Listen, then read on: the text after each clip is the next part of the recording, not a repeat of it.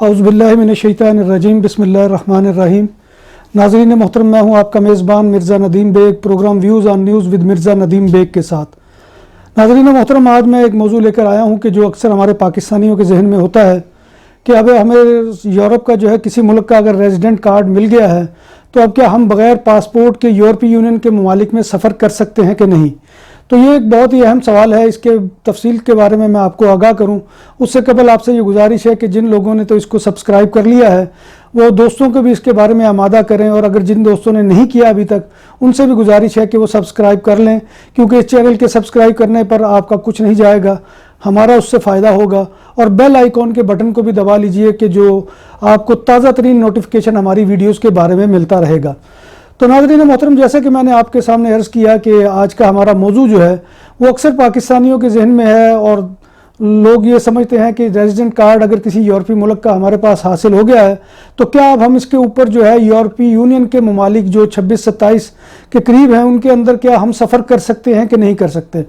तो उनसे सिर्फ ये गुजारिश है कि ये रेजिडेंट कार्ड जो है ये हमें जिन ममालिक की तरफ से भी मिलता है, जैसे मैं स्पेन में हूँ तो मेरे पास स्पेन का रेजिडेंट कार्ड है, तो मेरा ये रेजिडेंट कार्ड जो है ये मेरी जो है आइडेंटिफिकेशन है, आईडी कार्ड जिसे बोला जाता है कि आइडेंटिफिकेशन कार्ड है। और इस आइडेंटिफिकेशन कार्ड का मकसद ये होता है कि जिससे मेरी शनाख्त हो सके कि मेरा नाम क्या है, मेरी तारीख पैदाइश क्या है, मैं कहाँ पे पैदा हुआ और मेरा असल ओरिजिन मुल्क कौन सा है, और स्पेन में मैं जो है किस हैसियत में रह रहा हूँ।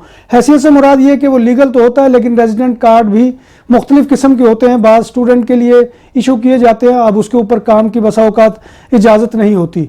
एक दूसरे तरह का होता है कि जिसमें आप जो है वो आपको बिल्कुल काम की इजाज़त नहीं होती। और इसके अलावा तीसरा ये है कि आपको एक काम की इजाज़त होती है लेकिन उसमें लिमिटेड टाइम के काम की इजाज़त है, या आपको जो है वो पूरे काम की इजाज़त है। तो लिहाजा ये फिर शादी यहाँ पर जो करते हैं उनकी जो है रेजिडेंसी कार्ड जो है वो मुख्तलिफ नौइयत की होती है। तो लिहाजा ये मुख्तलिफ नौइयत के जो रेजिडेंट कार्ड होते हैं ये हमारे पास ये हमारी आईडी के लिए होते हैं। ये कभी भी ना समझा जाए कि ये जो है ये हमारे ट्रैवल डॉक्यूमेंट हैं। ये ट्रैवल डॉक्यूमेंट नहीं होती। ट्रैवल डॉक्यूमेंट जो पूरी दुनिया के अंदर तस्लीम की जाती है वो आपका पासपोर्ट होता है। लिहाजा ये जान लीजिए कि रेजिडेंट कार्ड के ऊपर जो हम समझते हैं कि बग़ैर पासपोर्ट के हम यूरोपीय यूनियन के ममालिक के अंदर सफ़र कर सकते हैं, तो ये आपकी भूल है। क्योंकि अभी पिछले दिनों कुछ लोगों से बात हो रही थी तो इसलिए मैंने ये मौजू की नज़ाकत को समझते हुए फ़ौरन आपके सामने इसके ऊपर इजहार ख्याल किया है। क्योंकि बाज़ दोस्त ये कह रहे थे कि नहीं जी मैं गया हूँ, तो ये एक अलग बात है कि वो इमिग्रेशन वाले जो है वो आपको चेक ना करें, लेकिन वो आपसे पासपोर्ट जो है वो मांग सकते हैं और मांगते हैं, क्योंकि यहाँ से भी जब आप फ्लाई करते हैं तो उसके लिए भी पासपोर्ट की ज़रूरत होती है। और जब किसी यूरोपीय मुल्क में भी उतरते हैं तो वहाँ पर एक अलग बात कि वो चेकिंग का उस तरह का निज़ाम नहीं है, लेकिन वो आपसे पासपोर्ट जो है वो लेकर आपको मुल्क के अंदर दाखिल होने दे सकते हैं। और अगर आप चेक हो गए और सिर्फ रेजिडेंट कार्ड के ऊपर आप सफ़र कर रहे होंगे तो जाहिर बात है कि उसके बाद वो गुंजाइश नहीं होगी कि आप जो है वो ये समझे कि मैं अब दाखिल हो जाऊँगा। आपको फिर वापस अपने उसी मुल्क में आना पड़ेगा कि जिस मुल्क से आपने फ़्लाई किया है। तो लिहाजा रेजिडेंट कार्ड को कभी भी ये मत समझिए कि वो आपकी ट्रैवल डॉक्यूमेंट है। ट्रैवल डॉक्यूमेंट या तो पासपोर्ट होती है, या आपका पासपोर्ट अगर गुम हो गया है या किसी सूरत में कोई वो ज़ायदुल मियाद हो गया और आपको इमरजेंसी सफ़र की ज़रूरत पड़ गई है तो आपको उसके लिए ट्रैवल डॉक्यूमेंट जो है उसकी ज़रूरत होती है।